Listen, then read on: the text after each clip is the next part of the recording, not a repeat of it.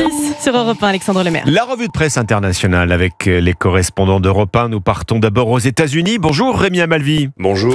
Vous êtes à Washington pour Europe 1. Rémi, qu'est-ce qui fait les gros titres des médias américains ? Les relations se tendent entre Washington et Bogota. Comme le rapporte Fox News, Donald Trump a qualifié ce week-end son homologue colombien Gustavo Petro de lunatique et de pire président que la Colombie ait connu.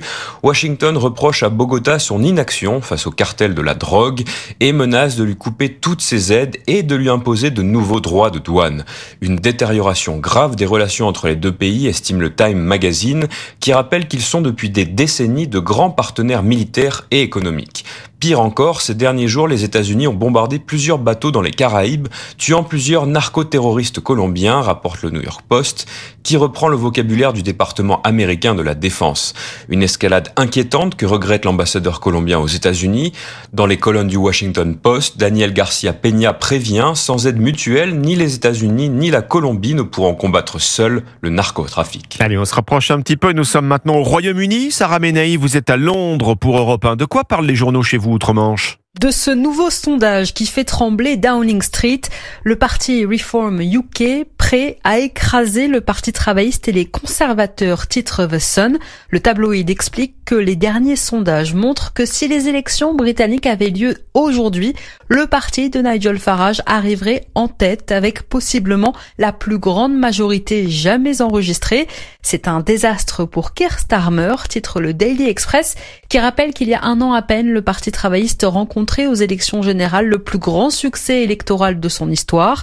Nigel Farage en route pour devenir le prochain Premier ministre, annonce Sky News, qui rappelle ô combien la donne semble avoir changé pour son jeune parti anti-Europe et anti-immigration qui l'an dernier n'avait réussi à faire élire que 5 députés sur 650 au Parlement britannique. Allez, on part enfin pour l'Amérique du Sud. Flora Genoux, vous êtes la correspondante d'Europe 1 en Uruguay. Qu'est-ce qui fait la une des journaux chez vous ? L'euthanasie est désormais autorisée en Uruguay. Après 5 ans d'un grand débat dans la société, le Parlement a approuvé le principe d'une mort digne.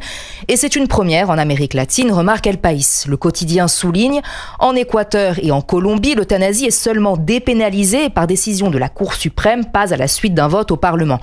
En Uruguay, la loi sur la mort digne prévoit un encadrement strict et en cas de maladie incurable ou de souffrance extrême, insiste El Observador. Dans ce pays qui a la culture des consensus politiques, cette loi portée par la gauche au pouvoir a été adoptée à une large majorité, révèle El País Uruguay. L'Église a exprimé son mécontentement et dénoncé la culture de la mort, remarque Medios Publicos, mais la majorité de la population était en faveur d'une loi sur l'euthanasie, rapportent les médias uruguayens.